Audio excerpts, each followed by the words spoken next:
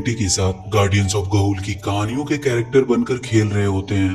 तभी उनका एक और भाई क्लड उनसे कहता है कि चलो अब चलकर सो जाएं, क्योंकि उसे ये कहानियां बकवास लगती है। तब उन लोगों के डैड वहां आते हैं और क्लड से कहते हैं कि ये कहानियां उनकी संस्कृति और इतिहास का एक हिस्सा है, इनसे वो बहुत कुछ सीख सकते हैं। पर क्लड कहता है कि बार बार वो एक ही कहानी के बारे में सुनकर पक चुका है।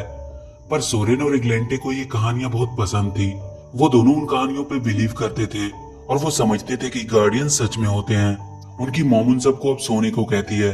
सोरेन इग्लेंटे को बता रहा था कि अब तक की कहानी में गार्डियंस प्योर वन से लड़ते हुए पिछड़ रहे हैं, कहीं वो हार ना जाए। पर फिर लाइज ऑफ कील नाम के एक आउल ने उन शैतानी आउल्स के लीडर को मार डाला और एक बार फिर से गार्डियंस की जीत हुई।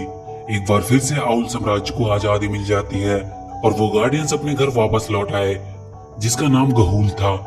पर लोग कहते हैं कि शैतानों का लीडर अब भी जिंदा है और वो अपनी टूटी हुई चोंच को छुपाने के लिए मेटल का एक मास्क पहनता है। पर तभी सोरेन को रोकते हुए क्लड कहता है कि वो ये बकवास कहानी उसे सुनाना बंद करे, क्योंकि ऐसा कुछ भी रियल नहीं हुआ था। उनके डैड ने उन्हें कहानियां सुना सुनाकर उनका दिमाग खराब कर दिया है। अगले दिन सोरेन और क्लड को उसके डैड उड़ने की ट्रेनिंग दे रहे होते हैं। क्लड उड़कर दिखाता है और अपने डैड से कहता है कि वो सबसे अच्छा उड़ सकता है। पर उसके डैड उससे कहते हैं कि वो अपने पंखों की आवाज को थोड़ा कम करे, उसकी आवाज सुनकर शिकार भाग सकते हैं। कुछ देर उनके डैड उन दोनों को उड़ने की ट्रेनिंग देते हैं। उसके बाद उन्हें वहीं छोड़कर वो उनकी मॉम के साथ शिकार पे निकल जाते हैं। क्लड और सोरेन वापस अपने घोंसले में आ जाते हैं, जहां उनकी मेड मिसेस भी उसकी बहन इग्लेंटे की देखभाल कर रही होती है। सोरेन एक बार फिर से क्लड को उड़ने की प्रैक्टिस करने को कहता है और वो अपने घोंसले से बाहर आकर उड़ने की कोशिश करने लगते हैं। पर उन दोनों का बैलेंस बिगड़ने की वजह से वो वहां से नीचे गिर जाते हैं। वो दोनों बहुत डरने लगते हैं, क्योंकि उन्हें उड़ना नहीं आता था और अब वो ऊपर अपने घोंसले में भी नहीं जा सकते थे। तभी अचानक से एक बड़ा सा रैट उन पर हमला करता है। वो दोनों किसी तरह से एक दूसरे को बचाने की कोशिश करने लगते हैं। तभी वहां कुछ आउल्स आते हैं, जो उन दोनों को अपने पंजों में उठाकर कहीं ले जाने लगते हैं। सोरेन देखता है वहां बहुत सारे आउल्स थे, जो अपने अपने पंजों में कई सारे आउल्स को कहीं लेकर जा रहे होते हैं। वहां उसे गिल्फी नाम की एक आउल मिलती है, जो उसे बताती है कि वो उसे डिजर्ट से उठाकर ले आए। वो सारे आउल्स को लेकर पहाड़ों की एक गुफा तक ले आते हैं। वो उन सबको अपना गुलाम बनाने वाले थे और कुछ को अपनी प्योर वन सेना में शामिल करने वाले थे। वहां का एक हेड आउल जिसका नाम ग्रिम्बल था, वो उनसे कहता है कि आज से वो सब उनके राजा हाइटाइटोस की सेवा करेंगे। तभी वहां हाइटाइटोस की पत्नी नायरा आती है। वो सबसे कहती है कि कुछ दिन उन्हें उनकी घर की याद आएगी, उसके बाद उन सबको यहाँ की आदत हो जाएगी। पर तभी गिल्फी और सोरेन उसका विरोध करते हैं और कहते हैं कि उन्हें उनके घर वापस जाने दे। नायरा उन दोनों के पास आती है और उन दोनों को सामान उठाने वाली कैटेगरी में डाल देती है। उसके बाद वो क्लड की तरफ बढ़ती है। वो उससे कहती है कि तुम अपने भाई की तरह सामान उठाने का काम करना पसंद करोगे या प्योर वंश के बहादुर सिपाही बनना चाहोगे। क्लड उनकी सेना में शामिल होने के लिए मान जाता है। सोरेन और गिल्फी को बाकी आउल्स के साथ कहीं और ले जाया जाता है। उन्हें अपना चेहरा चांद की तरफ करके सो जाने को कहा जाता है। गिल्फी सोरेन से कहती है कि उन्हें नहीं सोना चाहिए, क्योंकि उसके रेगिस्तान में भी कई बार ऐसे ही आउल्स थककर सो जाते हैं। पर जब वो उठते हैं तो वो पहले की तरह नहीं रहते। वो भूल जाते हैं कि वो कौन है। वो दोनों बाकी आउल्स की तरह सिर्फ सोने का नाटक करते हैं और अगले सुबह जब सारे आउल्स उठते हैं तो वो पूरी तरह से गुलाम बन चुके थे। वो सब उनके इशारों पे चलने लगते हैं। सोरेन और गिल्फी भी नाटक करते हुए उनके साथ जाने लगते हैं। उन सबको वहां के प्लेटोरियम में लाया जाता है। वहां नायरा सिपाही बनने वाले आउल्स को उड़ने की ट्रेनिंग दे रही थी, ताकि वो एक अच्छे सिपाही बन सके। उन सारे गुलाम आउल्स को एक पैलेट दिया जाता है, जिसमें से उन सबको एक मेटल फ्लेक्स ढूंढ कर निकालना था, जिसे वो एक जगह कलेक्ट कर रहे थे। वो सोरेन को एक फ्लेक्स देते हैं और उसे बाकी के फ्लेक्स के पास रखने को भेजते हैं। उन फ्लेक्स की पावर का सोरेन पे बुरा असर पड़ रहा था। वहां कुछ बैट्स थे जिन पर इन फ्लेक्स की पावर का कोई असर नहीं था, और वही बैट्स उन फ्लेक्स को अपने पास रख रहे थे। ये सब देखकर सोरेन को एक बात तो पता चल चुकी थी कि ये लोग कुछ बहुत बुरा करने वाले हैं। वो गिल्फी से कहता है कि उन्हें जल्दी से यहाँ से बाहर निकलना होगा। आगे हम हाइटाइटोस को एक आउल से बात करते हुए देखते हैं। वो कह रहा था कि बहुत सारे फ्लेक्स के इकट्ठा हो जाने के बाद वो लोग अपने दुश्मनों के लिए एक जाल बिछाएंगे और फिर उन सबको अपना गुलाम बना लेंगे। इधर ग्रिम्बल नाम का एक आउल जब सोरेन को वहां से बाहर जाने की बात करते हुए सुनता है, तो वो उन दोनों को अपने साथ ले आता है। वो उन्हें एक अलग जगह पे ले आता है। वो उनसे कहता है कि वो उन्हें उड़ना सिखाएगा। ग्रिम्बल उन्हें बताता है कि प्योर वंश ने उसके राज्य पर हमला किया था और उसके परिवार को अपने साथ ले गया, और उसे कहा गया था कि जब तक वो उनके लिए काम करता रहेगा वो उसके परिवार को कुछ नहीं करेगा। पर अब उसे लगता है कि वो उनका साथ देकर बहुत बड़ी गलती कर रहा है और वो उन्हें उड़ना सिखाने लगता है। इधर नायरा उन सिपाही बनने वाले सारे आउल्स का एक टेस्ट लेती है ताकि वो जान सके कि कौन उनमें सबसे बेस्ट है। उस टेस्ट में क्लड सबसे आगे रहता है। नायरा उसकी तारीफ करती है। वो क्लड से कहती है कि क्या तुम्हारा भाई सोरेन भी तुम्हारी तरह उड़ सकता है।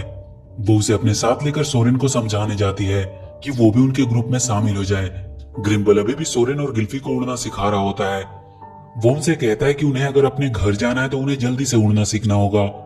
वो उन्हें बताता है कि उनका असली घर गाहुल है, पर वहां तक पहुंचने के लिए उन्हें पहले होलेमेर समुद्र के टापू पे जाना होगा। वहां एक पुराना जंगल में गाहुल ट्री है जहां सच्चे और ईमानदार आउल्स रहते हैं और उन्हें गार्डियंस कहा जाता है। पर तभी वहां नायरा और क्लड आते हैं। ग्रिम्बल सोरेन से तुरंत वहां से भाग जाने को कहता है। नायरा उसे रोकने के लिए जाती है, पर ग्रिम्बल उसे उन तक पहुंचने से रोकता है। सोरेन और गिल्फी पहाड़ के किनारे तक पहुंच जाते हैं, पर वो वहां से कूदकर उड़ने से डर रहे थे। ग्रिम्बल तब तक नायरा को रोक के रखे हुए था। वो क्लड से भी सोरेन के साथ भाग जाने को कहता है, पर वो उनके साथ जाने से मना कर देता है और तब तक नायरा भी ग्रिम्बल के पंजों से छूट जाती है। सोरेन और गिल्फी वहां से कूदकर उड़ने लगते हैं। नायरा उनका पीछा कर रही होती है। ग्रिम्बल अब भी उसे रोकने की पूरी कोशिश कर रहा होता है, पर बहुत जल्द नायरा उसे मार देती है। वो दोनों एक पहाड़ के छोटे से दरार से होकर भाग जाते हैं। सोरेन और गिल्फी अब आजाद हो चुके थे। वो दोनों बहुत खुश थे क्योंकि अब वो उड़ सकते थे। वो दोनों वहां से गाहुल की तरफ निकल जाते हैं।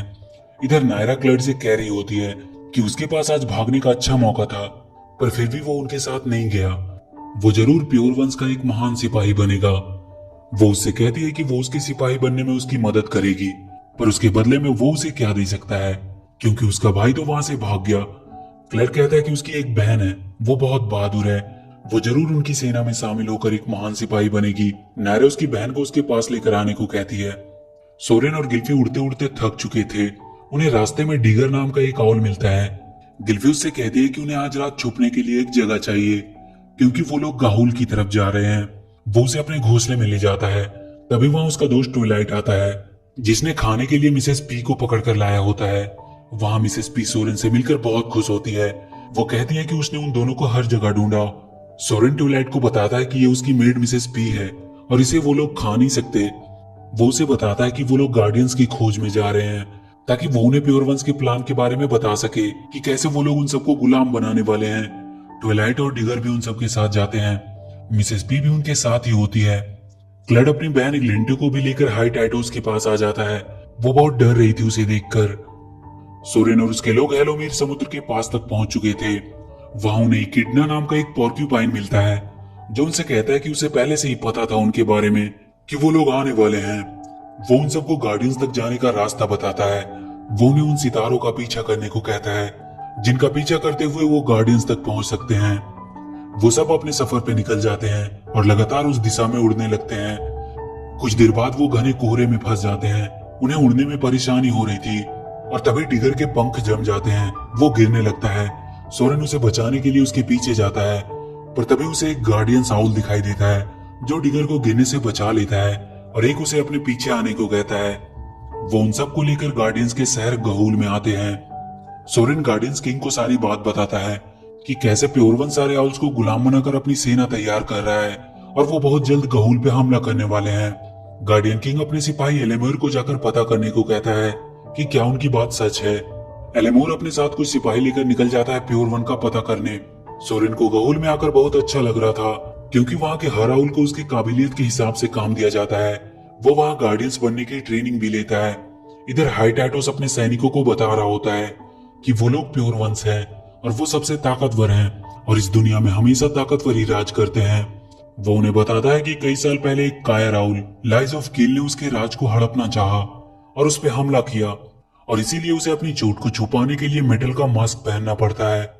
पर अब वक्त आ गया है कि वो गहुल्स पे हमला करके वो सब हासिल करे जो कभी उसका था और सारी दुनिया पे सिर्फ प्योर वंश का राज हो। वहां क्लड के साथ एक लेंटे भी थी। वो उसे कह रही थी कि उसे घर जाना है क्योंकि उसे यहाँ ठीक नहीं लग रहा है, पर क्लड उसे सुलाकर बाकी आउल्स के साथ उनका गुलाम बना देता है।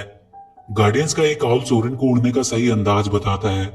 वो उसे हवा को महसूस करने को कहता है और उसके बहाव के साथ उसे उड़ने की कोशिश करने को कहता है। सोरेन को उसकी बातें समझ आ रही थी।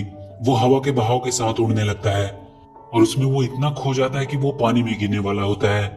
पर सही समय पे वो गार्डियन उसे बचा लेता है। उसके बाद वो गार्डियन उसे लेकर अपने घर आ जाता है। एलेमेर अपने सिपाहियों के साथ प्योर वंस के इलाके तक पहुंच चुका था। वो सब छुपते हुए कुछ सिपाही पे हमला करते हैं, पर ये सब उन्हें फंसाने के लिए एक ट्रैप था। वो सब पकड़े जाते हैं। इधर सोरेन उस गार्डियन के साथ उसके घर में था। वहां उसका साइन देखकर उसे पता चलता है कि वो गार्डियन लाइज ऑफ कील है, जो उसका सबसे फेवरेट गार्डियन था। सोरेन उससे पूछता है कि उन्होंने अपना नाम क्यों छुपा कर रखा हुआ है। तब वो कहता है कि लड़ाई हमेशा अपने साथ तबाही लाती है। उस लड़ाई में उसने अपना बहुत कुछ खोया, इसलिए तब से वो लड़ाई छोड़कर एक लेखक बन गया। और तभी एलेमोर वहां वापस आ जाता है। वो अपने साथ 2 घायल आउल को भी लेकर आया था। सोरेन जाकर देखता है वहां उसकी बहन इग्लेंटे थी, जो कि अब पूरी तरह से गुलाम बन चुकी थी।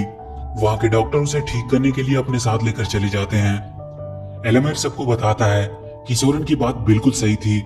वहां बहुत से प्योर वंस हमला करने की तैयारी कर रहे हैं। गार्डियंस किंग सबको लड़ाई के लिए तैयार होने को कहता है, क्योंकि वो लोग उन पे हमला करने जाएंगे। सोरेन ली से कहता है कि वो भी उसके साथ आना चाहता है, पर वो उससे कहता है कि वो यहीं रहकर अपनी बहन का अच्छे से देखभाल करे।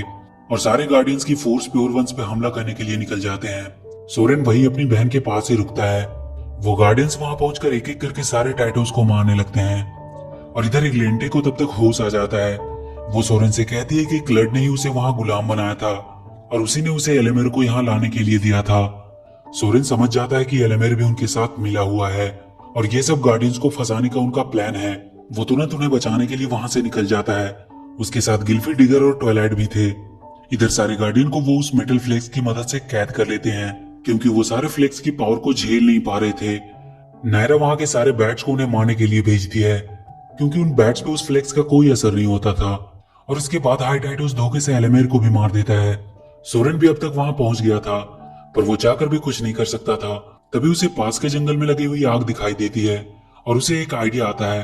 वो वहां के लैंप को अपने पंजों में ले लेता है और वहां जल रही आग में कूद जाता है और उस लैंप को आग के बीच में से जलाकर बाहर आता है और उस जलते हुए लैंप को उस मेटल फ्लेक्स में डाल देता है, जिसकी वजह से वो बंद हो जाता है और सारे गार्डियंस आजाद हो जाते हैं। वो सब मिलकर प्योर वन से लड़ने लगते हैं। वो सारे गार्डियंस उन पर भारी पड़ रहे थे। तभी सोरेन देखता है कि क्लड भी लड़ने आ रहा है। वो उसे रोकने जाता है, पर क्लड उस पर हमला कर देता है और उसे जंगल की आग की तरफ फेंक देता है।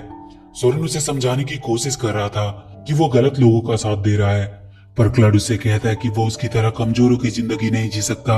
वो सोरेन पे हमला करके उसे आग में गिराने की कोशिश करने लगता है, पर इसमें वो खुद अपने हाथों से ही आग में गिरकर मारा जाता है। सोरेन अपनी तरफ से आखिरी वक्त तक उसे बचाने की कोशिश करता है, पर वो उसे बचा नहीं पाता है। इधर लीज ऑफ कील सीधा हाई टाइटोस के पास पहुंचता है और उससे लड़ने लगता है। लीज उसे एक बार फिर से हरा देता है, पर टाइटोस को बचाने नायरा भी आ जाती है और वो दोनों मिलकर लाइस पे भारी पड़ रहे थे। टाइटोस उसे मारने ही वाला होता है कि सोरेन अपने साथ एक जलती हुई लकड़ी लेकर आता है और उसे बचा लेता है। टाइटोस सोरेन को मारने के लिए उसकी ओर झपटता है, पर उस जलती हुई लकड़ी की मदद से सोरेन उसे मार देता है। ये देखकर नायरा अपने बचे हुए सिपाहियों को लेकर वहां से भाग जाती है और एक बार फिर से गार्डियंस की जीत होती है। उसके बाद सारे गार्डियंस लौटकर गहूल आ जाते हैं। सोरेन के मॉम डैड भी वहां पहुंच चुके थे। उन्हें सोरेन की बहादुरी पे बहुत नाज था। सोरेन को भी एक गार्डियन बना दिया जाता है, पर अंत में सोरेन कहता है कि लड़ाई खत्म होने के बाद नायरा भाग गई और उसके भाई क्लड का भी कुछ पता नहीं चला। और इसी के साथ ये मूवी यहीं खत्म हो जाती है। तो वीडियो अगर अच्छी लगी हो तो प्लीज